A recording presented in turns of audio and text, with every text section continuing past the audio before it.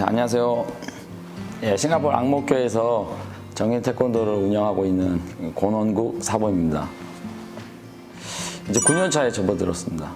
일단 저희 브랜치는 4개고 직접 운영은 제가 앙모교점 제가 하고 있고 나머지 2개 지점은 파트너십으로 하고 있고 나머지 하나는 제가 그냥 도와주는 걸로 하고 있습니다. 처음 와서 느낌이 저하고 날씨가 너무 저한테 잘 맞았었고 학부모들이 배우는 자세도 되게 진지했고 가르치는 사원님에 대한 그 존경심이나 대하는 태도들도 상당히 마음에 들어서 결정하게 됐습니다. 싱가포르는 태권도 그 분위기가 우리나라 한 1980년대, 90년대 그런 스타일을 계속 고집해서 끝까지 전통 방식으로 그런 수련을 계속 하고 있었습니다. 한 30평 되는 것 같습니다. 뭐 싱가포르 달러로는 한 10,000불 정도 되고요. 한국 돈으로는 800 정도 되겠습니다. 850만 원. 보증금은 보통 3년 계약하는데 3년 계약하면 3개월치 렌탈비를 보증금으로 냅니다. 그리고 뭐 전기세나 물세 같은 경우는 비슷한 것 같고 그 물가나 렌트비가 비싸지만 또 수련비가 한국하고 비슷한데 한국 같은 경우는 주 6회 나오는 수련비를 한 달씩 내는데 싱가포르 같은 경우는 주 1회에 같은 비용을 내기 때문에 한국보다는 괜찮은 것 같습니다. 렌탈비 내고도 인건비하고 다 제해도 한국보다는 괜찮은 것 같습니다. 싱가포르에서 단도직입적으로 싱글일 때 100명 정도 안 되면 체육관 못 합니다. 렌비 내기도 힘들고 생활도 안 되고 저희 같이 가족이 4명일 때는 솔직하게 200명 안 되면 힘들어요. 저희 도장은 학생 수는 한 280명 정도 되고 수련비는 싱가포르 달러로 한 달 기준으로 했을 때 150불 띠별로 차이가 있기 때문에 150불에서 한 250불 정도. 회당 수업비가 그러면 거의 40불이라는 얘기예요? 그렇습니다. 보통 싱가포리언들이 구글을 제일 많이 이용을 하더라고요. 그래서 구글 광고에 올리는 게 제일 크고 처음에는 뭐 효과가 없을 수도 있지만 계속 꾸준한 광고가 필요한 것 같습니다. 그리고 첫 번째는 좋은 위치죠. MRT 근처에 도장하는 거 하고 그리고 제일 큰 길에서 잘 보이게 하는 게 제일 쉬운 것 같습니다. 각 브랜치마다 담당자 사부님들은 전부 다 한국 사부님이십니다. 어려움이 많죠. 오셔서 짧게 하고 가신 분도 계시고 또 오시기 전에 또 계약 부분에서 서로 생각이 틀리다 보니까 그냥 끝나는 경우도 많았고 그게 제일 어려운 것 같습니다. 운영하면서. 일단 여기서 오시면은 방을 렌트해서 살으셔야 되기 때문에 기본 들어가는 비용이 크기 때문에 인건비가 좀 많이 높습니다. 한 달 기준으로 한국 돈으로 하면 한 400만 원은 돼야 여기 렌탈비나 그 정도는 돼야지 살 수 있을 것 같습니다. 저 때는 뭐 한 100만 원 정도 받았었고 뭐 제가 4년제 졸업을 해도 100만 원에서 150만 원 정도 받았었고 지금은 제가 듣기로는 한 250 정도 받는 걸로 알고 있습니다. 한국에서 도장을 좀 해보셨거나 길게 오래 태권도 사범님 생활을 하신 분 위주로 제가 채용을 합니다. 잘 모르시는 젊으신 분들은 오시면 일단 토요일 일요일이 없기 때문에 토요일 일요일 날 일을 많이 하기 때문에 그 점을 적응을 못하고 많이 가시더라고요. 그 주말에 부모님들이 애들을 데리고 학원들을 가는 분위기라서 이제 토요일 일요일이 상당히 바쁩니다. 아니 그렇지도 않아요. 평일에도 지금 저희 같은 경우는 한 6타임 정도 하고 있습니다. 하루에? 예. 떼돈을 버시네요. 거의 떼돈을 번다고 볼 수 있는데 그렇게 많이 벌면 누구나 다 있겠죠. 근데 예전 저 때 생각하고 요즘 한국에서도 안 하는데 해외 나와서 쉽지 않은 일이거든요. 해보면 뭐 저처럼 목소리 맨날 이렇게 쉬고 저야 뭐 제 거니까 하는데 오셔서 토요일 일요일도 없고 한국 같은 경우는 자기 자가용 몰면서 휴일도 보낼 수 있고 교회도 갈 수 있고 자기 문화생활도 할 수 있는데 일단 싱가포르에 오시면은 차도 못 사고 집도 한국에서 살던 데하고 틀린 좀 바닥 생활을 한다는 생각을 하다 보니까 참 적응을 잘 못하고 가시는 분들이 많은 것 같습니다. 일단 한국은 저희 키즈로 생각했을 때, 어린이를 생각했을 때 보통 1년이면 품벨트, 주니어 블랙벨트를 받게 됩니다. 근데 싱가포르 같은 경우는 3년 해야지 주니어 블랙벨트를 심사를 볼 수 있거든요. 그러니까 한 3배 정도 차이가 납니다. 제가 한 8년 전에 가르쳤던 애들이 지금도 다니고 있는 경우도 있고, 보통 한 3년은 다 하는 것 같고 4년이나 5년 하는 애들도 절반 이상 되는 것 같습니다.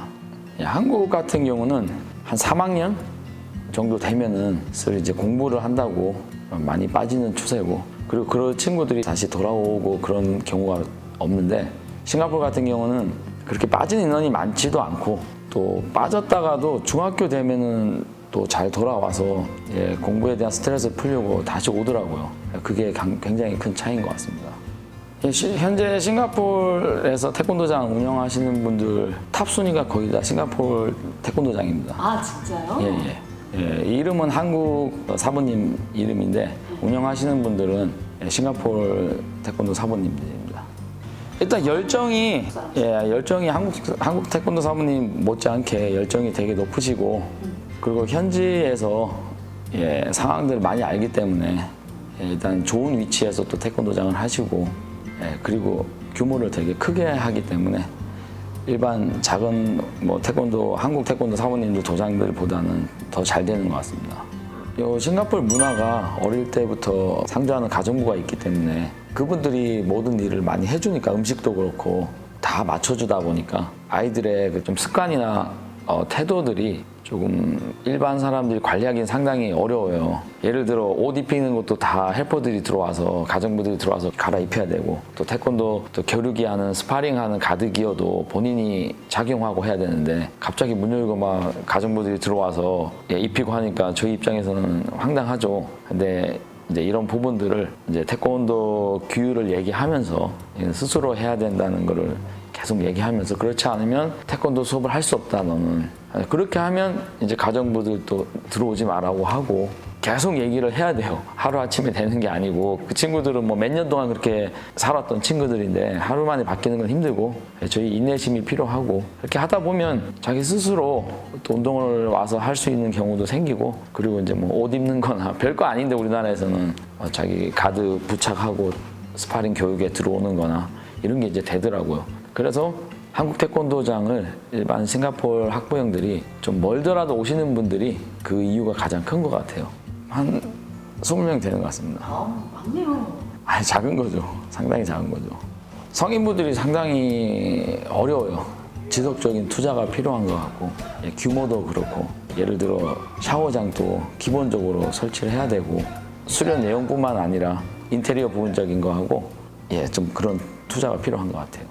일단 영어 공부를 좀 하고 오시면 적응하기가 빠를 것 같고, 현지 사람들이 생각하는 태권도는 종합 격투기 같은 무술인데, 한국에서 하는 태권도는 거의 경기 태권도 위주로 하기 때문에 발차기 위주로 많은 수련을 하다 보니까 해외에 나오게 되면은 현지 사람들이 생각하는 태권도의 모습이 좀 다른 것 같습니다. 성인들이 태권도보다 종합 그 격투기 도장에 상당히 많이 다니거든요. 상당히 비싸고, 그 도장하고 비교가 되지 않으려면 주짓수나 뭐 복싱이나 뭐 유도도 좋고 같이 좀 겸비해서 운동을 좀 하고 오시면은, 가르칠 때 특히 성인분들도 많기 때문에 타 무술과 비교해서 가르치다 보면 태권도의 저 장점과 단점이 나오고, 여러 타 무술을 수련을 하고 오시면은 상당한 도움이 될 것 같습니다. 거의 뭐 중학교 한 1, 2학년 수준? Hello, I'm a boy, you are a girl. 그 교과서에서 배웠던 그 정도였었죠. 상당히 어려움이 많았죠. 제가 체육관을 첫 번째, 두 번째 했던 이유도 일단 영어에 대한 자신감이 없어서 시내에 못 나왔었고, 그러다 보니까 약간 변두리에서 태권도장을 시작하게 됐고, 그러다 보니까 다 어려움을 겪게 되더라고요. 일단 제 와이프하고 과외를 2년 동안 받았어요. 개인 과외를 집에 과외 선생님이 오셔가지고, 싱가포르이 한국보다 좋은 게 다 영어를 쓰니까 선생님들 또 좋은 그 금액에 하시는 분도 많고, 2년 동안 과외 받고, 그렇고 나니까는 그냥 제가 하고 싶은 말은 할 수 있게 되더라고요. 지금은 조금 되니까 브랜치를 오픈하는 거고 예전에는 잘 안 돼서 옮긴 거라서 이때 옮길 때 두 번째, 세 번째 앙목교 옮길 때 그래도 모든 수련생들이 한 67명 저를 다 따라와 줬다는 게 상당히 감사하고 지금 또 거의 대부분 따라오신 분들은 계속 다니고 있고 그 점이 가장 기억에 남고 가장 감사하다고 생각합니다. 개인적으로 한 가지 더 목표가 있다면 성인들을 위한 태권도 도장을 좀 규모를 확대하고 싶고 뭐 브랜치를 늘린다는 게 아니고 현재 도장의 좀 크기나 규모를 좀 크게 하고 싶고 확장을 하고 싶고 두 번째는 이제 저희 가족이 하고자 하는 목표 다 달성하고 아이들은 대학 가기 전까지 옆에 있어주고 싱가포르이 상당히 매력적인 게 영어와 중국어를 할 수 있다는 게 큰 매력이고 또 여러 인종들과 다문화 가정들이 많아서 어릴 때부터 그걸 접하고 크다 보면 또 어느 나라를 가더라도 적응을 잘 할 수 있다는 그런 상당한 매력이 있는 것 같아요. 그래서 제가 듣기로도 조기 유학으로 제일 뛰어나는 곳이 싱가포르라고 들었고 또 와서 보니까 또 그런 점이 상당히 좀 매력적인 것 같습니다. 문화적인 차이를 항상 느끼죠. 뭐 예를 들어 약속이라는 거 저희가 얘기했던 거 약속하고 이분하고 얘기했던 약속 저분하고 얘기했던 약속들은 다 틀리더라고요. 뭐 인도에서 오신 분들은 내일까지 온다 그러면 내일이 뭐 내년 될 수도 있는 거고 그 말의 그 정확성이 우리나라 말하고 틀려서 그런가 뭐 내일이면 다음 달로 생각하면 되는 경우도 있고 다음 달에 오겠다 그러면 안 온다는 생각을 하면 되는 거고 좀 그런 문화가 처음에는 힘들었는데 이제 지내다 보니까 이런 부분도 극복하게 되더라고요. 일단 이제 한국에서 살다가 보통처럼 살았는데 그냥 보통 가정집에 아파트에 살고 차도 뭐 도장차도 태권도 도장차도 있고 뭐 개인 차도 있고 그게 그때는 보통 행복인지 몰랐는데 내가 원하는 나라에 가서 뭘 해보고 뭘 만들 거라고 생각하고 오면 일단 밑바닥부터 해야 된다는 걸 몰랐죠. 그래서 와서 보면 현실은 뭐 방 하나부터 시작해야 되고 그리고 일단 차는 꿈도 못 꾸고 그러다 보면 이제 열등감도 생기고 남과 비교하게 되고 그리고 태권도 도장도 더 작아지고 더 초라해지고 그럴 때 가장 힘들었던 것 같고 또 그런 시절이 있었으니까 지금 그냥 평범하게 사는데 그냥 하루하루 행복하구나 하는 생각을 가지게 된 것 같습니다. 평범함이 행복하고 평범함도 만들기 쉽지 않구나. 인생이 쉽지 않구나 하는 걸 느끼는 것 같아요. 하지만 가족하고 왔기 때문에 충분히 극복을 할 수 있었던 것 같아요.